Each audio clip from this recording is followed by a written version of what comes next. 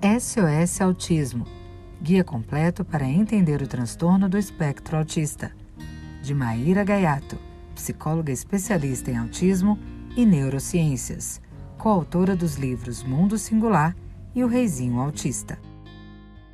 SOS Autismo, capítulo 14. Orientação aos pais. Entender o diagnóstico é parte-chave do tratamento. Por essa razão, a orientação aos pais é tão importante. Autismo não é uma sentença, é sim um transtorno importante, mas que vem sendo estudado há alguns anos e, por isso, já dispomos de muitas técnicas e intervenções que produzem resultados comprovados. Pais orientados fazem enorme diferença no desenvolvimento da criança. Vemos na prática do dia a dia e também nas pesquisas científicas que crianças que têm pais participativos e preparados melhoram mais do que as que não têm. Portanto, isso também faz parte do tratamento do TEA. As crianças passam muito tempo da sua vida em casa, com os pais. Mesmo que eles trabalhem, estão diariamente com as crianças à noite e também nos finais de semana. Algumas situações só ocorrem em casa durante as atividades da vida diária, as AVDs, como rotina de banho e sono, entre outras dessas situações. Precisamos aproveitá-las ao máximo para estimular as crianças na vida real, ensinando os pais a captar a atenção da criança no dia a dia, gerando oportunidades de aprendizagem e de interações sociais importantes para o seu desenvolvimento. Quais experiências estamos proporcionando à criança? Ficamos com ela? Sentamos alguns minutos para brincar todos os dias? Já desistimos de tentar e nos acostumamos com seu jeito de não interagir? Um ambiente rico em estímulos, alimentação e sono adequados auxiliam a capacidade cerebral e a produzir novas redes neurais que se mantêm ao longo de toda a vida. Porém, à medida que envelhecemos, essa capacidade se torna menor. Para aliviar a ansiedade dos pais e dos outros membros da família que têm intenção de ajudar, como tios, avós e outros cuidadores, quanto ao que podem fazer para ajudar seus filhos, preparamos este guia de orientações, que deve ser praticado juntamente com as técnicas comportamentais da terapia da criança, para estimular comportamentos dos filhos. É importante discutir com a equipe multidisciplinar que acompanha seu filho sobre os procedimentos e objetivos do momento. Quando sabemos o que fazer para ajudar as crianças com autismo a se desenvolver, a angústia e a ansiedade diminuem. Por isso, a aceitação é importante. Quanto antes começarmos a estimulá-las da maneira correta, melhor.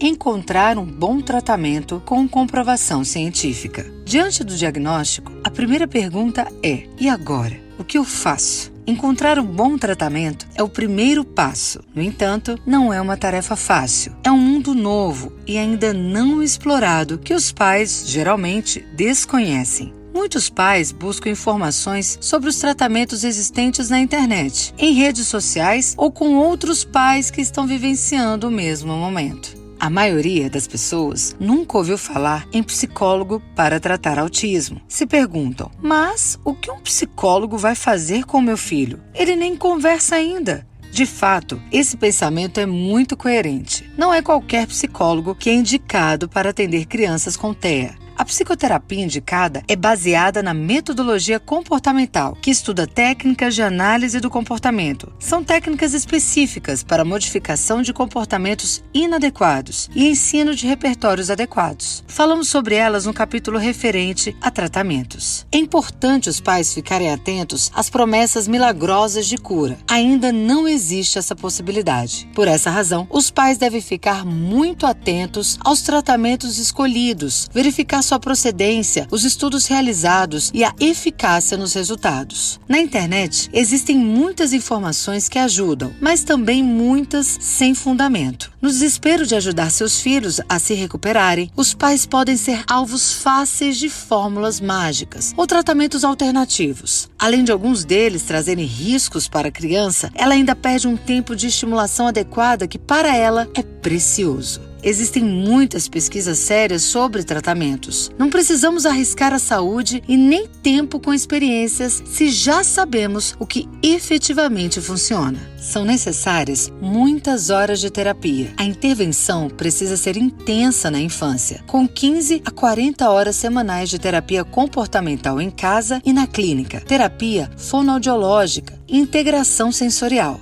Para conseguir essa quantidade de horas, os pais, cuidadores e professores precisam ser orientados e, muitas vezes, o profissional que acompanha a criança na escola também. Em muitas cidades, não existe a quantidade de profissionais capacitados para atender toda a demanda. Desse modo, a criança não alcança o número ideal de horas de estimulação e o tratamento fica comprometido. Não adianta atender poucas vezes. Invista em treinamento de pessoas ou procure por uma equipe que possa fazer isso. Aproveite as atividades da vida diária. Você vai precisar diariamente trocar, dar banho e alimentar seu filho. Por que não aproveitar esses momentos para também estimulá-lo? Claro que deixar a criança limpa e bem higienizada é importante. Mas se pudermos associar ganhos, é fantástico.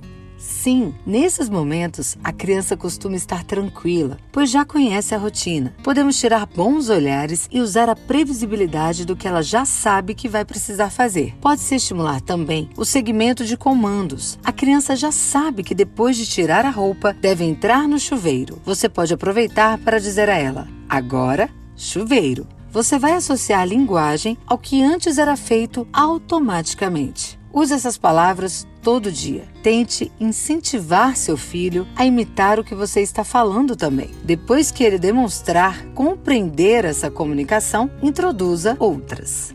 Estimular a imitação. Muitos pais relatam que nos momentos de trocar os filhos conseguem muita interação. Nesse momento, a criança está esperando sem fazer nada, sem conseguir se distrair com estímulos ambientais, pois precisa ficar ali esperando ser trocada. O posicionamento também facilita o contato visual. Você pode passar a pomada e pedir para a criança fazer o mesmo, nela e em você. Os pais costumam fazer brincadeiras muito legais de beijar ou fazer brrr na barriga ou no pescoço. As crianças adoram. Faça isso, mas, de vez em quando, faça pausas e espere a criança olhar para os seus olhos para continuar. Ou espere que ela imite um som. Se você continuar, assim que ela manifestar um desses comportamentos, ela vai associá-lo como algo bom e tenderá a repeti-lo para ganhar mais.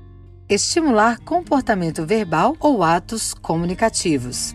Você pode aproveitar as refeições para fazer sons relacionados ao prazer de comer, tais como que delícia! Geralmente, os pais fazem isso no início, mas com a falta de retorno da criança, ao longo dos meses, podem parar essas tentativas. A dica aqui é tentar introduzir expressões bem animadas e onomatopeias em diversos acontecimentos do dia. Faça expressões fortes com o rosto, até exageradas mesmo. Associe gestos, verbalizações e expressões às rotinas do dia. Por exemplo, uma música para todas as vezes que os brinquedos forem ser guardados, expressão facial e colocar a mão no rosto sempre que algo cair no chão, entre outros. Sempre que a criança estiver participando com você, incentive que ela imite sua ação. Você pode dar ajuda física, pegando na mão dela e mostrando como faz o movimento, modelando o comportamento dela de imitação. Não esquecer de elogiar pequenos comportamentos e ações. Esperamos que as crianças falem, brinquem e nos esquecemos que esses repertórios são construídos a partir de pequenos outros reunidos. No início, comportamentos muito simples vão sendo emitidos. Precisamos estar atentos a eles e nos entusiasmar com pequenos passos em direção ao comportamento final. Elogie sempre que a criança imitar ou fizer contato visual, mesmo que de forma rudimentar, uma simples ação. Mostre que viu, que gostou, imite-a novamente.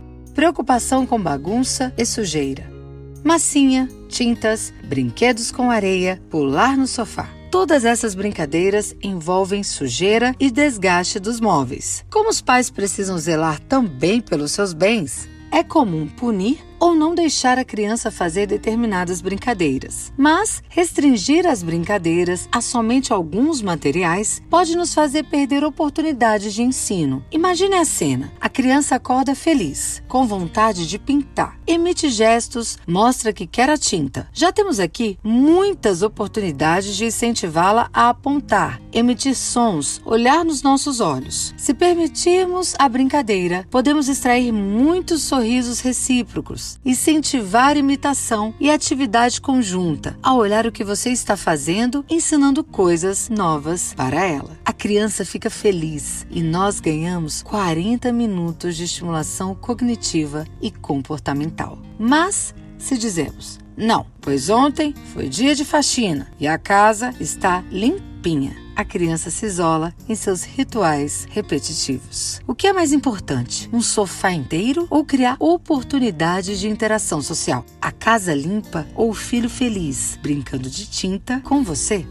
Irmão sem autismo. Precisamos explicar ao irmão que o outro tem autismo. Dizer a verdade, sempre. Contar à família o mais cedo e o mais naturalmente possível. Tratar esse tema como um assunto normal. Fale com seus filhos sobre autismo durante o jantar, na roda de conversa com amigos, na escola. Se a criança crescer com esse tema visto naturalmente, vai compreender e aceitar melhor a ideia. Não adianta esconder, pois as crianças percebem que tem algo diferente em casa. Percebemos que muitas vezes as crianças típicas demonstram ciúmes. Podem sentir que os pais falam muito do irmão que tem autismo, que dão mais atenção, saem com ele para ir a terapias, que a criança sem autismo entende como diversão, um lugar legal que tem brinquedos. É comum irmãos com desenvolvimento típico sentirem raiva e até vergonha de alguns comportamentos em muitos momentos. É importante que tenham liberdade para conversar com os pais sobre esses sentimentos, assim como saber explicar para os amigos quando estiverem em situações delicadas que podem ocorrer, como o irmão com autismo gritar, fazer birra ou ignorar os colegas. Crianças sem autismo também sofrem. Temos que olhar para essa criança.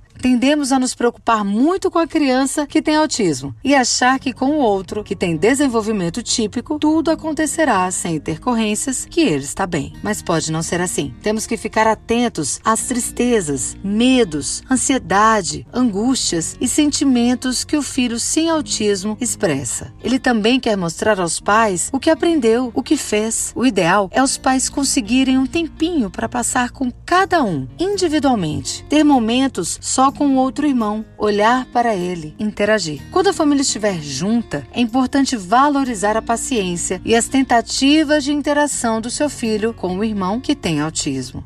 Sabemos que pode ser difícil brincar. Ele pode sentir que o irmão que tem autismo não gosta dele, por não responder. Explique e incentive-o a continuar. Ele pode ser uma excelente fonte de estimulação e ajudar muito no aprendizado. Acaba estimulando repertórios que só crianças fazem. Nós, adultos, temos mais paciência, compreendemos melhor o que a criança quer. Entre eles, crianças, há disputa e a criança com autismo precisa se virar mais sozinha. Irmãos costumam ajudar muito no desenvolvimento um do outro. A troca é rica para ambos. Tem um tempo para vocês. Com o diagnóstico de autismo, é comum os pais se esquecerem de si e do casamento para se dedicar somente aos filhos. O nível de estresse é maior em famílias com filhos com autismo. O número de divórcios também. É importante que os pais tenham tempo para descansar e não só ficar pensando em como podem estimular os filhos o tempo todo. Vocês já trabalham muito e se dedicam intensamente a essa criança. Senão, não estariam lendo este livro. Certamente já fazem muito por ela. Permitam-se relaxar um pouco também. Para novos capítulos, inscreva-se no nosso canal, curta e compartilhe o vídeo.